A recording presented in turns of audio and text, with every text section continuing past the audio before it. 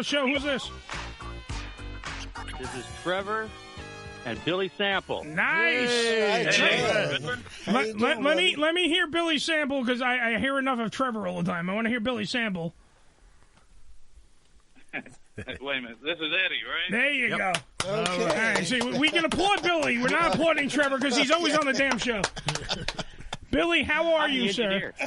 Yes, you are the engineer for this evening. How are you, Billy?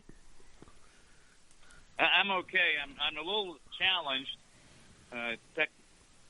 technology challenged, and I see you, Eddie. Yes, hi. I guess I got to put the sound further away. Yeah, bring the volume down. You can just hear us through the phone. I know that you're challenged, but so is Trevor, but in a different way. Hi, I'm Trevor. Hi, everybody. I do a radio show. So, by the way, while Billy Sample readjusts his volume, so we're talking to Billy Sample, who is a journeyman in professional baseball, also a writer, not a movie director, a movie writer, someone who created a movie called Reunion 108, which, by the way, 108 it refers to the stitchers in a baseball. I had to learn that. Stitches. I said stitches. What did I say? Stitchers, like the sound thing. Stitchers. No, stitches in a baseball. 108. And let me point out one thing. As we just proved in our last segment, where I have these nice gentlemen explain sports to me, I'm not really the sports guy on the program. However, your movie, Reunion 108, really is just using baseball as a backdrop. This movie is really it's awesome for the fact that it's like secondary. Baseball's secondary. It's a bunch of guys talking in the locker room and other things, and it's outstanding. Oh, well, thank you, Eddie. You're welcome. That's it's not really a bait. There are very few baseball scenes in it. Yes. And it's more, it's like you're at a fraternity party in the clubhouse. Well, and guys are flashing back to things that went on in their baseball days. And I wrote the script, and like a lot of people, they tell you to write what you know. So I wrote it and submitted it to the Hoboken Film Festival. It took top honors. Very nice. And I said, well, let me see if I can produce this. Yeah, thank you very much. And let me see. Well, I've been to film festivals to know that they can be a little shady at times. But, in fact, one of the other applicants wanted to read my screenplay, and I sent it to him, and he sent me his. And I thought his was good, but I thought mine was good, too. So it was but I understand. But it sort of gave me the impetus to try to produce it myself because I didn't think anybody else would produce this. I tried to sag ultra low, and like a lot of filmmakers, it either went over budget or I didn't have enough money, one or the other. Yeah. And so it took me a while. Editing took a while, but I'm still paying some of the investors. I'll be paying some of them probably the rest of my life, or maybe at least until next year. Well, so you owe people money, so you're definitely in the movie business now. That's right. Yeah. Well, I paid off almost everybody. With interest, I paid. All right, as long as you paid the minimum and you got it up there, because then they come back and they break your thumbs. It's not fun. It's ahead of the game. By the way, talking to Billy Sample, formerly of the New York Yankees, as well as the Rangers, the Texas Rangers, the Atlanta Braves, and a whole bunch of other fucking teams. The man was a journeyman. He played a lot of fucking baseball. However, this movie, like I said before, is nothing. It has something to do about baseball. A little bit, but it's an R-rated movie. That's the other thing, because it literally pulls no punches. There's a whole scene in this movie, and you can find this on YouTube, because it was one of the things. I wanted to play the audio, but I thought some people would get too offended and piss on us on this one. There's a whole scene where they're talking. I know the scene you're talking exactly. They are literally Native American. Yes, when they're telling the Native American story, and you're explaining it, by the way, very eloquently. You were very good in the movie. You're very eloquent with your facts and your figures and shit. Well, thanks. Yeah, I just thought I had to do it that way, and because people what it would feel like to be native and hearing that constantly. Yeah. The R word, we'll say. And so I had to use it, and I had to use everybody's slur.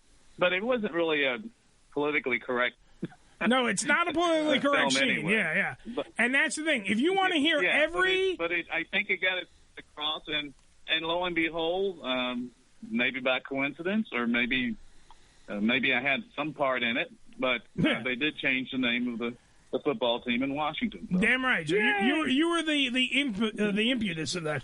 By the way, if you want to hear... if you want to hear every fucking racial slur... by everybody else. Like, black guys are saying it, Chinese guys are saying it, Korean. Every racial slur you've ever thought of in your life is in this scene because they're proving the point of, like, the Washington Dagos. There's a fucking team name that comes out.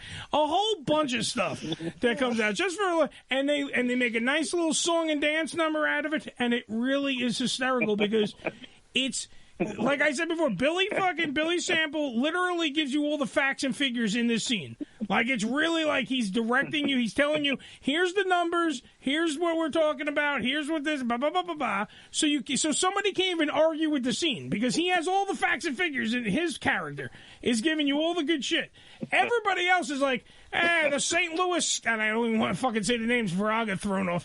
But, like, a certain name for Jewish people, a certain name for black people, a certain name for white trash, a certain name for the Italians. It's hysterical. I tried to cover as much as I could. I probably left somebody out, but I tried to cover. But see, that's what I'm saying. It's an all-inclusive racial thing. Yeah. Everybody was included, so you can't say shit. Everybody. And it was all people saying it. There's even a white guy that says the N-word, and they wonder why. And then he goes, oh, that's because you're a racist piece of shit. Very good. Yeah, very nicely done. But that's what I'm saying. If you're in for a movie, if you're looking for a baseball movie, this ain't the baseball movie. This is a movie about guys being guys in a clubhouse and just having great... Because they're trying to figure out all this stuff going on with this reunion that's going on when these two teams are showing up for this fucking thing. So it's like, hey, old time is dead. Yeah, it's like a backdrop kind of, and it tells you what the guy, what used to go on is now you can't do. And if you fucking hate woke, if you hate PC culture, and some of those, this is the movie. Some of those flashbacks, Eddie, were actually mine. Oh, nice. I won't tell anybody which ones, but some of them were mine. Yeah. But that's what I'm saying. We had roughly. I don't want to ruin the movie. Go 13, see the movie. Flashback scenes, and so I think it's a little in your face as you're detailing, but I think it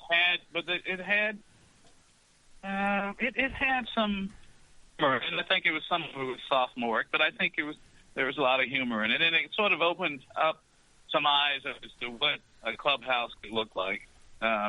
Everybody's clubhouse wasn't the same. I don't think the Atlanta Braves clubhouse was like the Texas Rangers clubhouse, like the New York Yankees clubhouse. But I spent most of my time in Texas, so that was probably a fair, maybe a little fair representation of some of the things Billy, going on in the locker room. Billy, which clubhouse was over the top? Which one was the one that was the best? Like to fuck around with everybody? Well, I think the Rangers, and again, I spent 3 years in minors in Texas and a little over 6 years in the majors in Texas. So most of my recollections would be from the Rangers, from Texas. But we had all types. The only thing I can tell you is that the ride from the tarmac at the airport to the hotel, usually about 45 minutes, could be some of the toughest minutes that you've ever experienced in life. Once a few guys have had a couple of sody pops and going back to the hotel. Oh my goodness, they start getting on each other. Oh, it could just be brutal. If you get your feelings hurt easily, it wasn't the place to be. Well, and that's by the way, because I know you were talking about how we were referring to this movie as In Your Face. That's another thing. If you don't want to have your feelings hurt, don't watch this movie. Like, you know what I'm saying? But if you can actually take a joke and actually sit there and go, holy fuck, you know what? I'm offended, but it's hysterical. Right. And at the end of the day, who the fuck cares if you're offended? And they're talking about a time frame from like 76 to 86. It was a totally different world then than what you have now. Absolutely. And not one of those people that, no matter what color they were, no matter what race, creed, it doesn't matter, whatever ethnic background you are, got offended. Do you know what I'm saying? Like, they were just, you're part of a family. You're in the group. Right. Yeah. If people were using terms towards you, it usually meant they were embracing you. Yeah. By the way, I just want, because I want to spat off some of your stuff. You did contribute to NPR, CBS Radio, ESPN, Major League Baseball.com.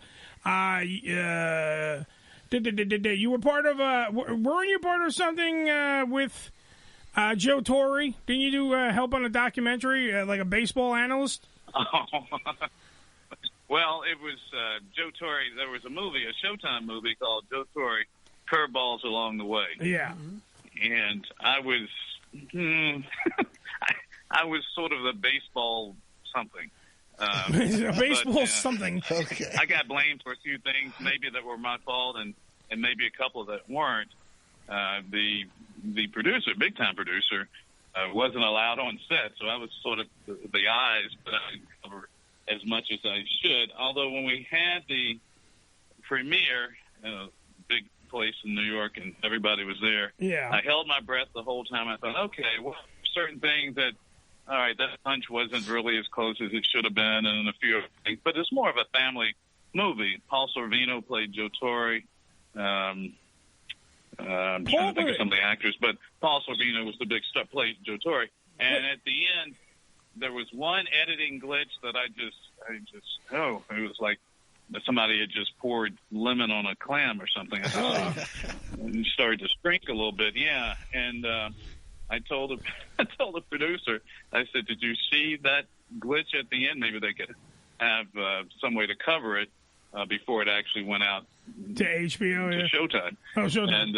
And he said something along the lines that, "Yeah, that's the only thing I can't blame on you." I think how this is going to be. Wait, I got something else to blame on you. Who the fuck cast Paul Sorvino as Joe Torre? Oh, he would be a good Joe Torre. Paul Sorvino. I thought it was really good. No, he's a good actor, but Paul was a lot of fun. But Paul Sorvino looks like Joe Torre after a shitload of donuts. No, Joe Torre in his managing days was a little stocky. Yeah, I'm gonna get whacked. Probably the person I think.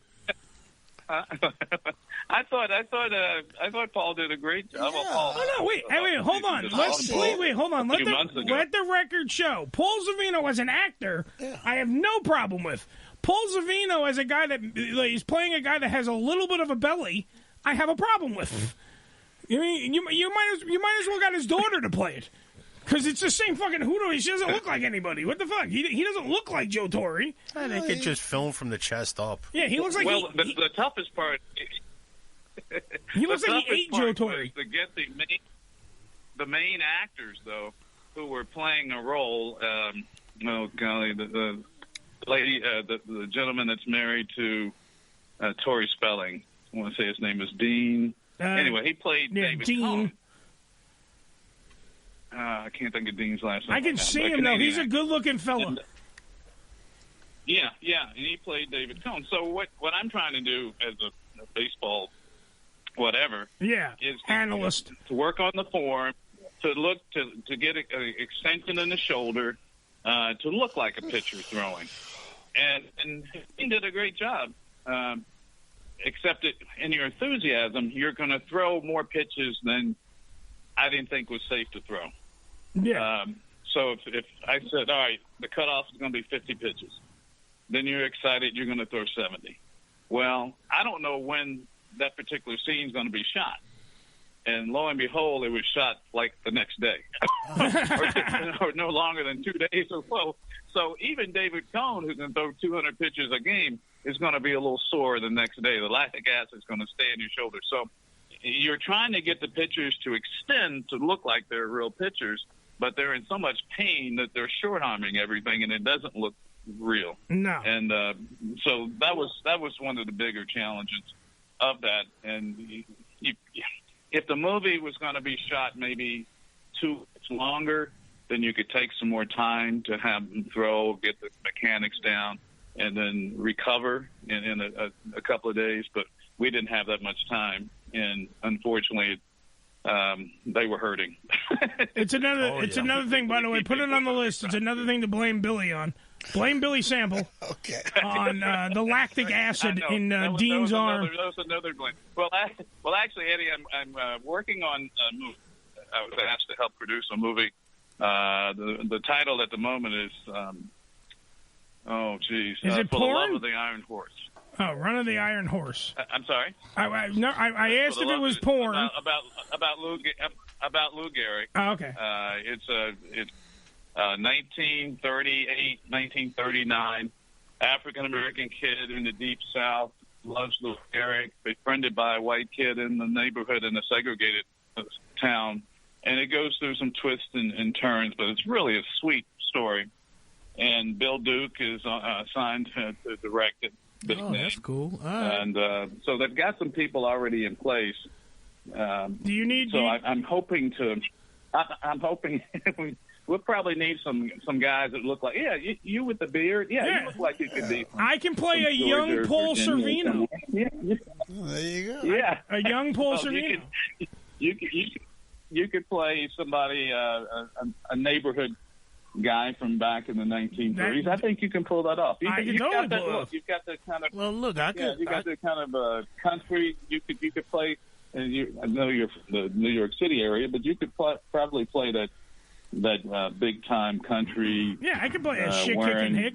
Bib overalls. Yeah.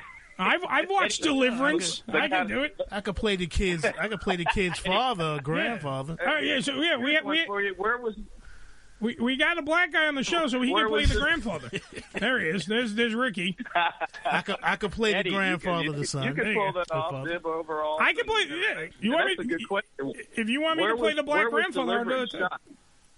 Where was what shot? That's right. Well, I'll throw your name out there.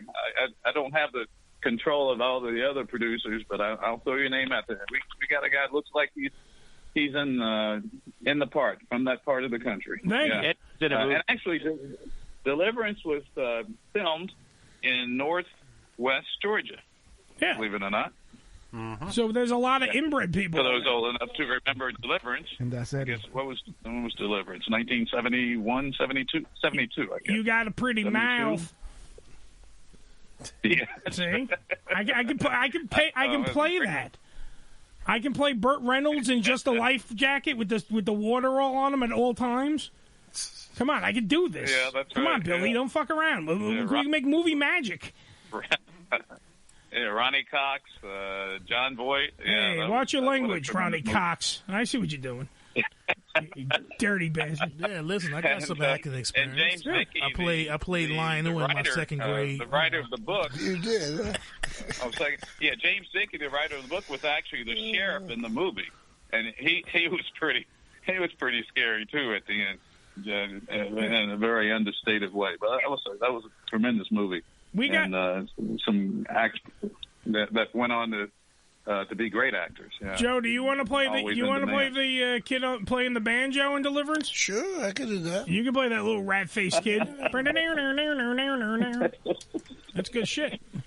By the way, we're talking to Billy Sample, who is, of course, a baseball journeyman. He's also a writer. He's a movie writer. He's a fucking actor. I believe he has a cologne line. I think he smells great. He's an astronaut. What else is he?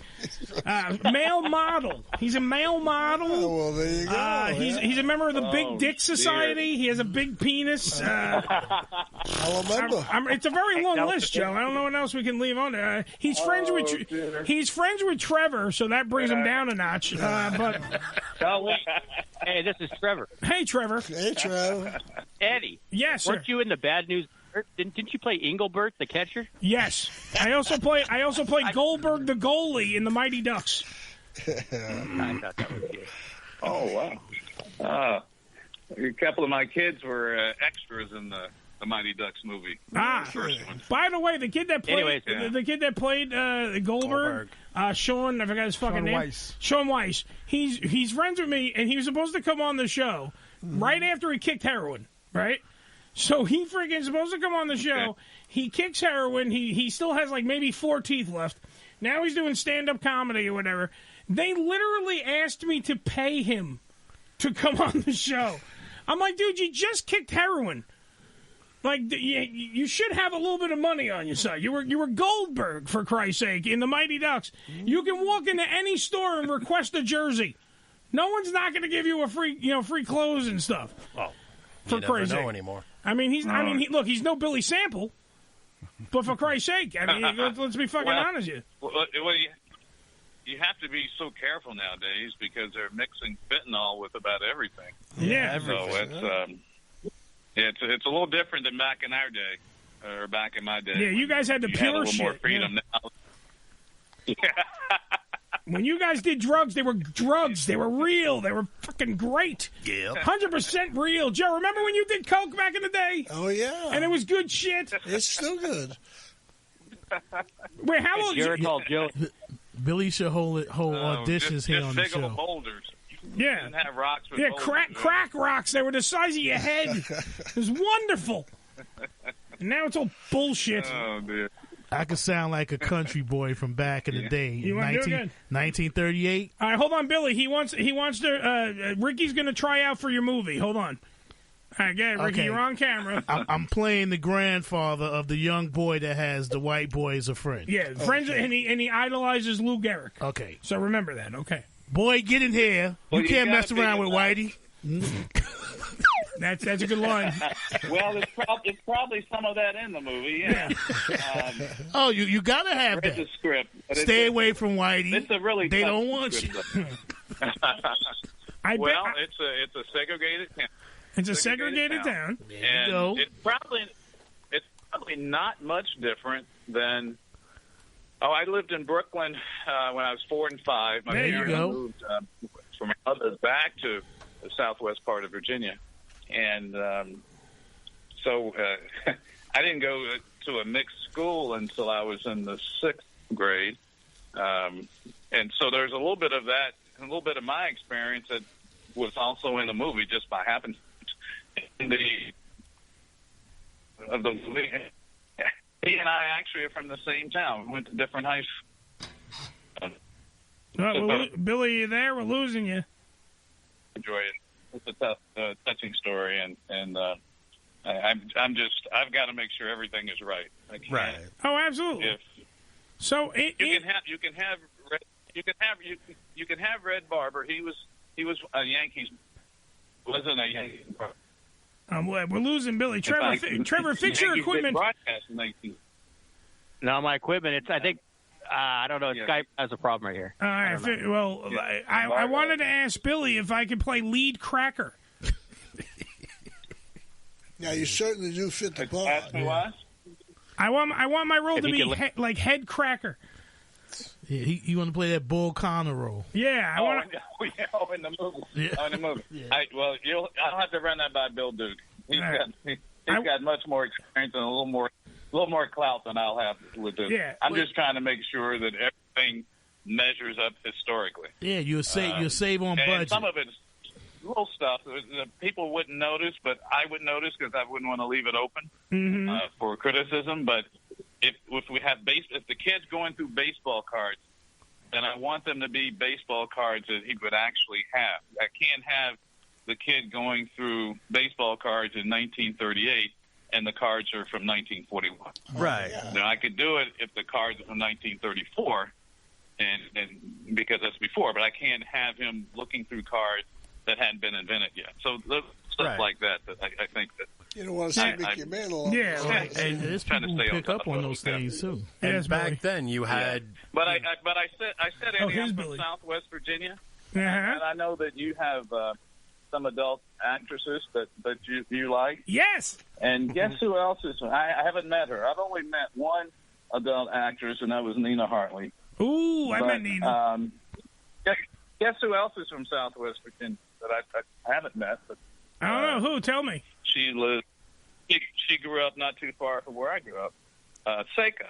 Oh, Seika with the blonde with the big titties. I like her. She was in everything. Seika, Sika. Everybody had like different ways. I believe it's pronounced "girl" that everyone jerked off to in the 70s. Something like that. Yeah. If I ever get a chance to meet, I'll get the name on it. Oh, please get it right. By the way, in this new movie that you're getting ready to do, hold on, Billy, I got this question: Is this pre Lou Gehrig's disease or post Lou Gehrig's disease? Like, is it before or is it after he retires? It is. It's before. Okay, so there's going to be some good baseball scenes. One of the kids meets him. Lou Gehrig.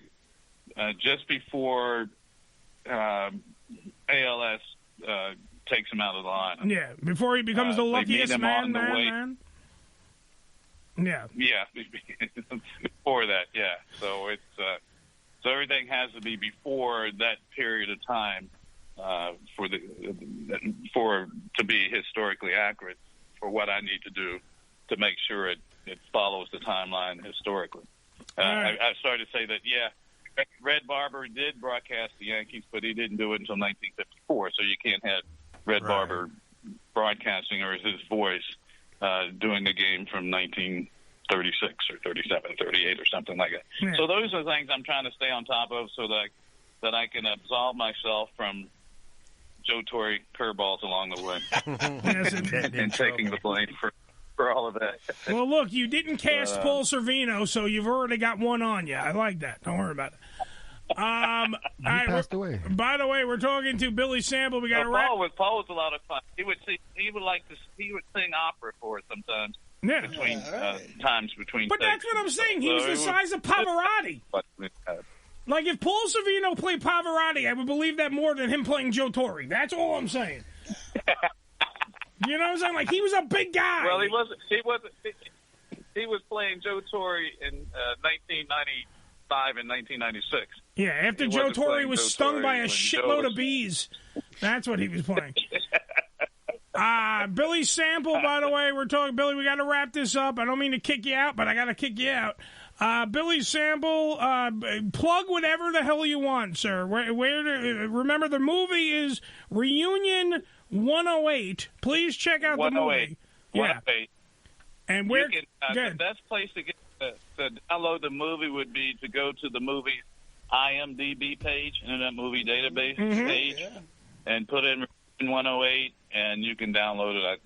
I think it's $2.99 or something like that. And I also have a book out that's not. I think the book is more PG-13, where the movies are strong R. I have a book out, A Year in Pinstripes and Then Some. There you go. It was from 2018 is the last time I updated it, and but I think that'll leave you with a smile. Yes. The movie will push you one way or the other, or you'll laugh like you're in college laugh.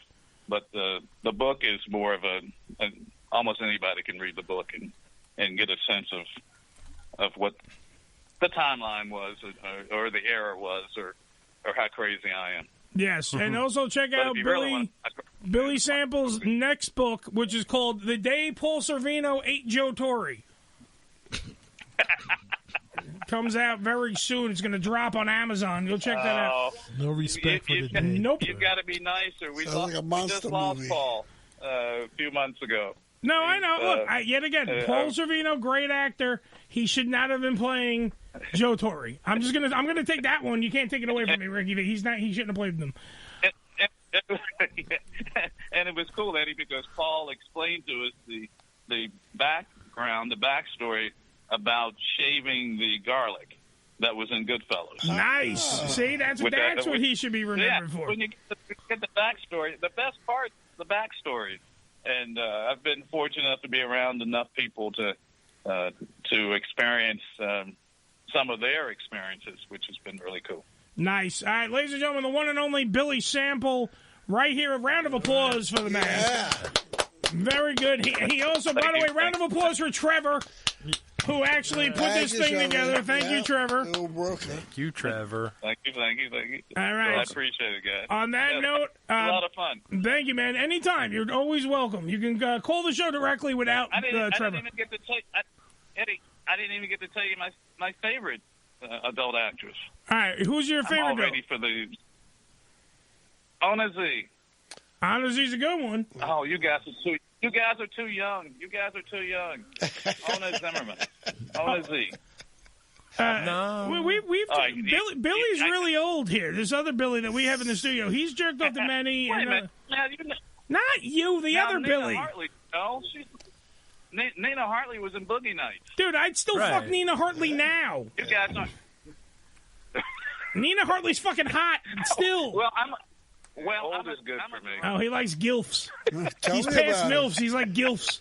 Gilfs, you're right. Gilfs. Look, I've definitely I have touched myself to a fair share of gilfs. Don't worry about it.